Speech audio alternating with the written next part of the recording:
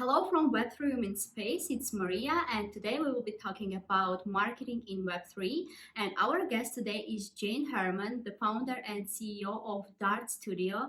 Dart is a Web3 marketing and consulting agency based in New York City. And Jane is also launching in-game digital jewelry company called Davida. Thank you so much for having me here. It's so exciting to be on the podcast. I was just saying, yeah, I'm in New York City, just woke up over here, but so excited to chat with people, in Web3 all over the world. Thank you, Jane. Thank you for being here. I'm happy to chat with you. And please, shortly introduce yourself and tell us more about your past, how you entered Web3 space, and how you ended up founding Web3 marketing agency. That is very useful and exciting for Web3 companies and Web2 companies who are planning to switch to Web3. Yeah, absolutely. So, like you said, I'm the founder and CEO of Dart Studio, and Dart has been around for about a year and a half now. And how I got into Web3 is kind of an interesting story. I think first I'll start with my background. So, I actually studied journalism in college, journalism and integrated marketing at Northwestern University. And I actually thought I wanted to be a journalist. That was my lifelong dream. I've always been fascinated with storytelling. But I found that, my first job out of school, I worked at NBC News. And storytelling was very corporate. It wasn't really the type of stories I wanted to tell. And I became really interested in technology, especially as someone young starting their career, right? Okay, producing a documentary, that takes years and years and years. But I understand Snapchat. So can you create a quick Snapchat story? I understand Twitter. So I kind of transitioned my career into more social media marketing. And that's when I worked at Cheddar News and I grew their channels for about 10 million followers. I'm not sure if you're familiar with them, but at the time they were this very trendy news startup for millennials. After that, I went into another role doing marketing for TV. But ultimately, I became fascinated with Web3 on Clubhouse. Are you familiar with Clubhouse? Sure, of course. Like it was Yes. very hyped during the pandemic time. Yeah, absolutely. So I was starting my first business, which was just a social media marketing agency, because that's what my background was in. And while I was there, I had a friend that said, Jane, if you're really into Clubhouse, you need to learn about NFTs. You need to learn about Web3. Like, this is what's happening. This is the future. You would be really interested by it. I remember I was in a room when like Blau released his first music NFT, which was like a really big deal because it was happening on Clubhouse. This is when the platform was still super exclusive. And I was like, I am obsessed with Web3 because I love the opportunities it has for creators, right? My background is in creation, storytelling, and I thought that Web3 was kind of solved all my problems. Like, how do you tell stories? How do you monetize your own creations if you don't really like the systems that we're locked into, like in, corporate America, and there's always some middleman. So Web3 seemed like the perfect avenue for me, and the rest is kind of history. Does that sort of resonate with you? I know this is sort of a conversation, but I'm curious why you got into Web3 as well. Sure, I think all of us have very interesting story of transaction, of Web3, and you are definitely an early adopter. Like in 2020, when Clubhouse was like everywhere, like everyone was like joining very different, interesting rooms, and I was into UX design back then, like graphic design, digital media, UX design. So I was like from a creative part, let's say. And of course, I was a user of Clubhouse as well. And it was a platform where you could just bump into the leaders in the industry. So branding, design, marketing. But I haven't heard about Web3 back then, to be honest. I started researching about NFTs in 2020 because I thought that I'm a graphic designer, like I am a visual storyteller. So NFTs should be somehow related to my field. And from then I started to be interested, of course, in blockchain technology and Web3. And yeah, that's how we are entering. And this path is very unique for each of us, but very interesting. Like there is no niches who started directly from Web3. These transactions should happen definitely. And yeah, thank you for sharing your story and your like career path, how you like arrived here. And what about the agency? Like when you decided that okay, let's start Web3 marketing agency. Yeah, absolutely. Well, I mean, ultimately, that wasn't really my goal. Actually, I was kind of thinking about starting a whole other Web3 company. Like when I had the name Dart Studio in mind, it was going to be something that helped artists and creators like monetize their creations. That's sort of like the vision that I had. But anyways, when I started talking to Web3 companies, and Mona was one of my first clients, I was talking to them. I met them at Art Basel, and I was kind of sharing, I'm super interested in this. I'd love to help you with what they're doing. And they're like, well, we need marketing help. Can you help us with marketing? And I was like, sure. And for me, it just kind of was extension of my old marketing agency. And that's sort of how I ended up on the marketing side. And, one of some of my business partners at the time, their background is in gaming. So I should also mention that when I was at Cheddar, we had this show called Cheddar Esports, which was really big on gaming. And I think you're familiar with this as well. Like, even though gamers don't necessarily love Web3, it's very, very similar ethos in terms of community building on Discord. This is how you connect to people that are used to, making friends online. And so kind of having the gaming background and have the professional gamers on my team, I was really able to tap into that community. And then of course, just understanding traditional social media, it's very much the same premise, right? I've literally worked in everything from TV, Web3, pets, beauty. I did some work on like beauty campaigns, and all of those are the same sort of the same foundation, right? It's all about how do you tap into an audience, how do you make them care about your product, and how do you create like what I call like thumb stopping videos, right? There's so much content on the internet. How do you get people to stop scrolling? And the same principles apply regardless of the industry. So getting into Web3 was not really that different of a transition for me. Yeah, like I always said that like branding and marketing agencies that are good at Web 2, let's say, they just have to adapt a little bit, like be flexible, and they will be doing great in Web 3 as well. You already had this experience how to grow brands, how to grow the community, and like talking about community and community management in Web 3, I think is the crucial part. Without that, like brands can't be successful, I think. And like recently I got a lot of questions about careers in Web3, like and a lot of people think that only tech people can enter the Web3 field, but it's not true. Yeah, absolutely not. And I'd love to speak to that a bit too, because I think right now there's a really tough job market out there. But I still think like social media and community building is the pillar of any Web3 brand or any Web3 project. Like we did an entire go to market strategy for Mythical Games, and it was all centered around social media and community. So I think if you're, a strong communicator, able to be a storyteller, there's absolutely a space for you in like tech companies. And I think that's why there's not a lot of women here. Like I'm not a coder, I'm not an engineer, like don't even put me in front of that, but I'm still able to successfully lead a tech company. So I think that's just a message I want to get across to women that are graduating and looking for roles in this industry. Yeah, like and what is inspiring for me, like in females like you, that I'm sure there is a lot of obstacles being a female and entering the Web3 like market, like Web3 field, because we think that we should deliver more, we should somehow prove that we are good, and we really are, like we can multitask, we are like very creative. And I love that. And I think that's such a good point. And I've made a little observation since I've been running my business for a while about women. And whether this is true or not, or just in my experience, I find the men I hire very confident. They say, okay, this deck isn't good. It needs to improve. And I go, okay, great, thanks. Go home. Women, this deck isn't good. It needs to improve. Let me do this. Let me call this person. Let me hire a graphic designer. The deck is revised. Do you know what I'm saying? I find that women are willing to take on more than their job description, whether this is good or bad, right? Maybe as women, we shouldn't have to do 8 jobs to feel good enough. However, it's very much in our nature to want to do more. And as a startup, I've really, really appreciated the females I've had on my team. The males, like I said, you guys are great too. And it's just, an observation in working style. And I think that, a lot of companies are really missing out by not having a woman on their leadership team. Something else that I've noticed about women versus males in the workforce, and like I said, this could just be in my experience. To be a startup founder, you're going to see a lot of criticism, right? People all the time give me feedback of what I could be doing better. And I think as a woman, I have to be more adaptable to that. But I think that is my key to success. And I've always thought about that. And I think, I don't know if that's something more female in nature, but that's just like I said, just my observations.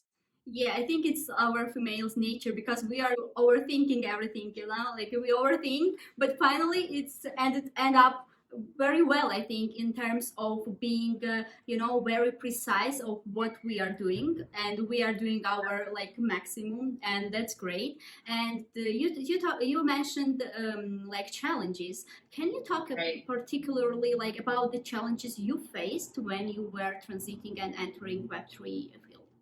Yeah, I mean, I think first of all, this is just for anyone not necessarily being females. It's like there's an entire new vocabulary, right? Like so many of these words like metaverse, web3, like in-game, like at the time there were so many like just like why is everyone saying GM all the time? Like there's so many like little things you need to learn about the industry. So I think that's barrier to entry number one.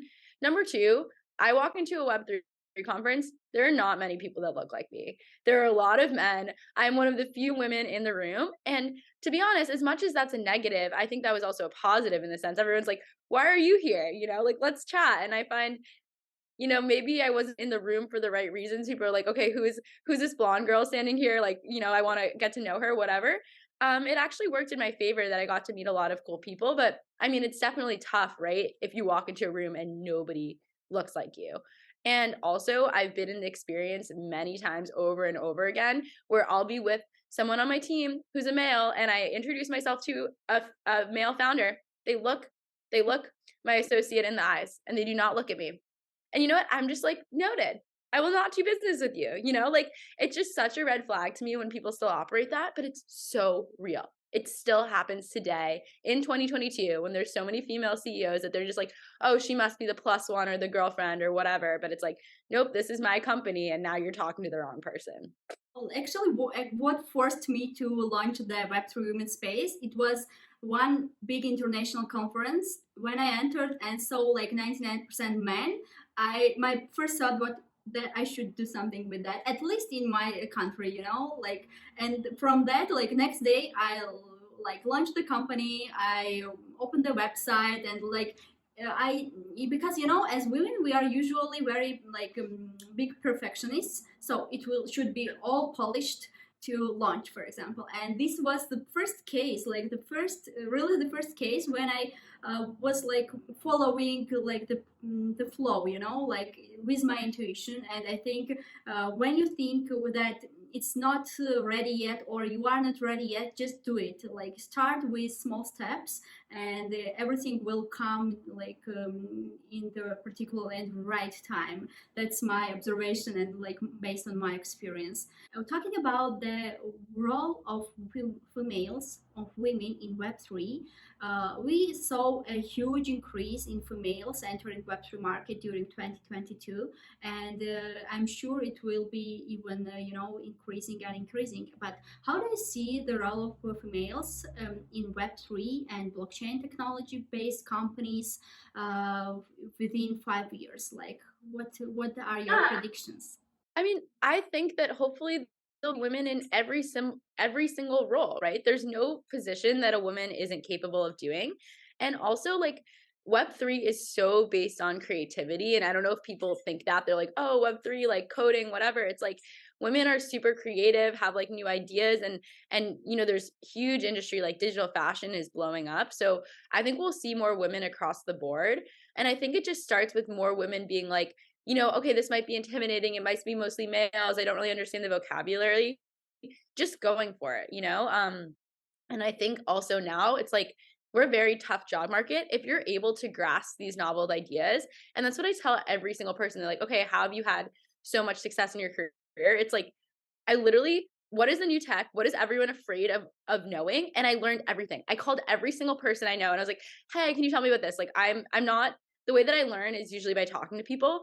So you could probably check with some of my friends who were in Web3 before me. I just was like, hey, can you spend 30 minutes like explaining this concept to me? And then I got it. And I think that, women, like you could literally do anything. Just don't be afraid of working on these jobs that are not really meant for you historically. Like there's so many opportunities right now. Yeah, totally agree with that. Like possibilities are limitless. There is no borders anymore.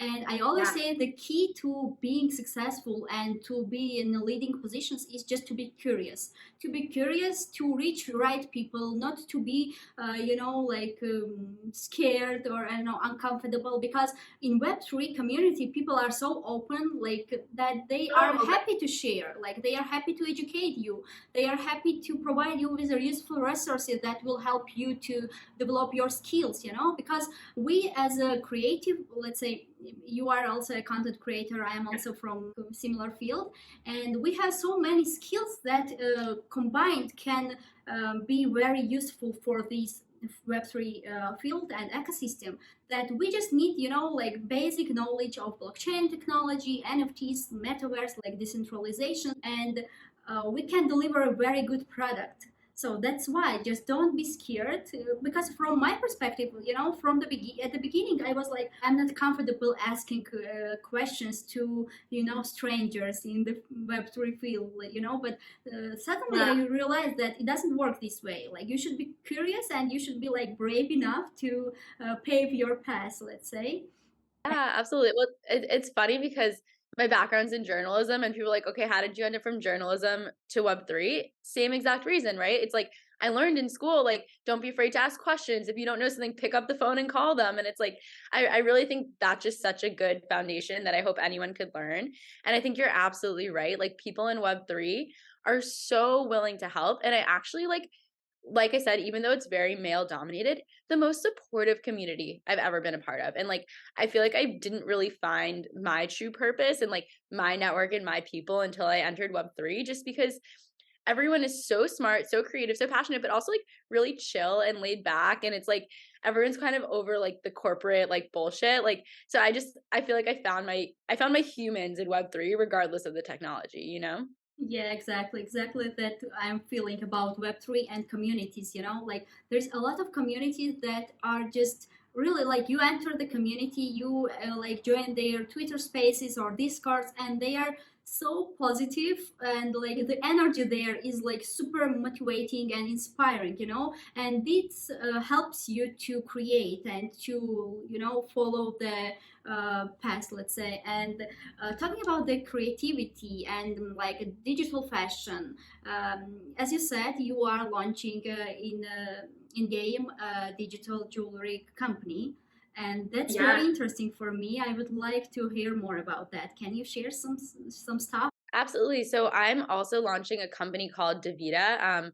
My business partner, his name is Mark Kessler, and when I went to Web3 a year ago, he's one of the first people that I started talking about. And he goes, I'm launching a digital jewelry company. Like, stay tuned. Like, I'm going to need this like rock star marketing team. So, anyways, we've been in conversations about this for a year. Like, I just thought the concept overall was super fascinating, right? Like, there's a lot of digital fashion, but digital jewelry specifically isn't something that's really been touched on so far. And anyways, so he came to me a couple months ago and asked me to come on as the CEO of the company. And I took that really, seriously. Like I'm already running another business, but the message behind it, the vision behind it was so aligned with who I am as a person that I was like, you know what, absolutely, let's go for this. And we're creating the first in-game interoperable luxury jewelry line. So let me break that down a little bit. We're creating, a bunch of things. It's going to be necklaces, rings, earrings, but our main product is watches. So we've created this unique line of like 888 digital watches that we're kind of unveiling soon. It's still very early, so like you can't even find this online. So this is a little bit of an exclusive here. They've been all custom designed by our designer. His name is Eric. He lives in LA. He's super talented. But what's really cool about them is the utility. So we're actually working to get into different, not only Web3 games, but Web2 games with this sort of utility. And you could actually be able to wear this watch on your favorite character. And something else that we're doing as well is like the AR component is we're actually giving all of our holders physical wristbands. So like you'll have this sort of plastic like silicone sort of bracelet. And with the special AR filter, it actually translates into your custom watch. So that's sort of our way of like blending physical and digital. And people are like, oh, why don't you make the watches in real life? It's like our watches are so surreal, they cannot exist in real life. So like the AR filters kind of has that. And that's sort of our way to be creative and imaginative and have something that nobody else has. So Also, just another thought as well is like on the luxury side, right? There's so many Web 2 brands that are getting into Web 3, like, like Burberry Minecraft, like does a partnership, whatever. But it's like there have been no luxury brands born in Web 3. And that's sort of where we see the opportunity is. So that's something that we're really excited about as well, is creating something. And then it's like, okay, maybe, we could 3D print one of the watches for someone and whatever. But it's like I think people that a lot of brands have been getting it wrong. And sorry if I'm rambling here, but like I'm sure you're familiar with the Porsche NFT. They're a luxury brand. They did not do any research about how to talk to people in Web3. They didn't understand community. They didn't understand pricing. They didn't understand everything. And everyone's like, okay, cool. Like, we know you're a luxury brand, but like, what do you care about us? And when I think of luxury, right, you go into like Hermes and it's a whole, I mean, people are like mad about it, but it's like all customization. Like, what can you get me? Like, how can I have something exclusive? Like, you have to go into the store, like this personalized experience. So, pre-launch to Davida, we're talking to everyone in the community. What do you want? What would make you happy? How would this brand speak to you? And that's luxury to me. Luxury is not just a label. It's like, how does this shopping experience make you feel? And that's something that we're really passionate about at Davida. It's incredible, like very excited to see the watches. And AR recently became a very integral part of Web3. Like Louis Yeah. Vuitton is collaborating with Japanese artists. Polka dots are everywhere, like on all the sightseeing in every city. So that's amazing that AR can bring to the Web3, like innovative brands and campaigns. And talking about jewelry, like me myself, like I launched a jewelry company back in 2018. So practically what Very we are doing, we are printing 3D models, and after we are producing the jewelry. So your concept is very interesting. And and talking about doing a market research, that's important. That's very important. Like a lot of brands think that they can integrate this Web3 NFT technology, but it might not work, and the key is community, like pre-launch marketing campaigns, like all this stuff is very important, talking to your users, and you do this user research first, and etc. No, it's really crazy, and like I just want you to understand the extent of it. Like we believe, all the founders are CloneX holders. Are you familiar with CloneX? So not like we just think that it makes sense because that's a 3D project. We're doing 3D digital designs. I'm going out of my way to get coffee with any CloneX holder who messages me about it, just to be like, I want to talk to you face to face about this project and like why you'd be a part of it. And I don't know, I've worked in marketing for a while and I've never quite gone to that level of like, let me talk to individual people that I think might buy this product because it's so useful. And I think like even if you gather like big data points, like surveys, whatever, you don't understand the actual people and like the reasoning behind it. And it's just been so powerful to me. And it's been amazing to meet these people. And I've learned so much. And it's just saying, like, I don't know, if you're thinking about starting a brand, literally talk to people, like anyone that you think might buy it and find out, do you like this? Do you not? Like, tell me why. And yeah, that's what my days look like these days. So if you're listening and you want to chat, you're interested, I'll get coffee with you if you're in New York or wherever I'm traveling. So just throwing that out Yeah, there. personalized experiences are the most important ones, like this connection with your users, or I don't know, potential clients, like partners, is the key part of business to be successful. And that's completely true, like conducting even these user researches. Why do we need, as a brands, on a launching stage, to talk to our users, to understand, to put ourselves in their shoes, to understand their needs, to solve their problems, or to make their life just easier and make the users happy. That's the point of this, like successful brands entering market and be innovative. Otherwise, you can't surprise anyone. Like there is so many different like brands on the market that you should stand out by being very unique, to provide very unique perspective, and to talk, to be close to your users. And they should understand that, yeah, this brand cares about me, and only then like brand can become love mark, like. and I'm sure you know about that, but for listeners and people who want to enter Web3, just keep in mind like community, personalized messages, and all the stuff that make users feel important. That works in Web3 and in Web2 as well. Yeah, I was just gonna say, and also like transparency as well. And like, I think there's also a huge shift. Like when Web3 first started, it was very much like, oh, I'm just behind my PFP, you don't know who I am, whatever. But now there's been like so many bad actors in the space. I tell people, like, if you're trying to launch a product in 2023, hyper transparency, right? Like my Twitter, my LinkedIn, everything about me is personally connected to the project because I want people to know who I am. Like, I will not pull you. Like, I live in New York City, come meet me, whatever. And like, that's also a huge shift in Web3 right now is like, who are the founders? Who are the people behind it? And I think if you're more willing to be transparent of who you are with your community, that's a huge tactic. That's a big shift from early days crypto. So Jane, you provided a lot of very useful tips and tactics how to become a love mark. And can you speak to any exciting projects you or your company is working on right now, and how can they make an impact on Web3 ecosystem? Yeah, absolutely. Well, one of the projects we're working on that I'm really excited about is we've been working with Mythical Game and we help them with their go-to-market strategy for this new Web3 mobile game called Nitro Nation World Tour.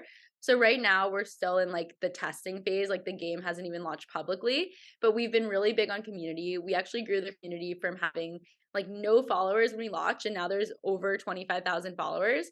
And I think, it just really speaks to we've been doing a lot of giveaways, a lot of referral challenges. So that's still a huge part of the industry, right? Like if you give people free stuff, they will come. Like, that's still happening here. But also we've been really careful to make sure that like there's weekly conversations. We could share as much about the project. We've done Twitter spaces with developers. So once again, it's like, especially when you have a long time community building, being as transparent as possible, giving people a clear roadmap is super important. So, that project's been really excited to work on because obviously the team at Mythical Games is so talented and I've just been very lucky to be involved with that project. But I think it just kind of is a good example of like doing everything from the go to market with a big focus on social community to actually launching the discords to, being pre-launch but having people test out the game. And I think by the time the game actually launches, we're just going to have so much excitement and such a big community. So that's something that you should pay attention to and stay tuned. Yeah, I think like community managers and community growth managers are in a high demand now, and Right. just for them who are into like community building, or for let's say people who work on brand awareness, like awareness of the brand, just pay attention on these roles in Web3 because they like every company, every campaign needs community growth manager, and that's great. One more non-tech role in Web3 that is very, very popular right now. And thank you, Jane. Like, thank you for answering all my questions. It was very interesting talking to you. And I have much more questions related to like marketing and Web3 and how actually your marketing company operates. But maybe we can do another part, another episode, and talk more about this one. But for now, thank you for every thing. Like you provided really very useful information for us and like motivated females not to be scared and just follow what they are thinking that's right for them now. And yeah, thank you. And I will provide all the useful links and the Jane's profiles in the description below. I just wanted to say thank you so much. And I'm just so grateful that you're doing this and reaching out to women because I think it's very important that there's a voice in this space. And honestly, I hope one day that there won't have to be such segmentation and it could just be like, oh, yeah, of course there's women in Web3. Of course there's women on panels and whatnot.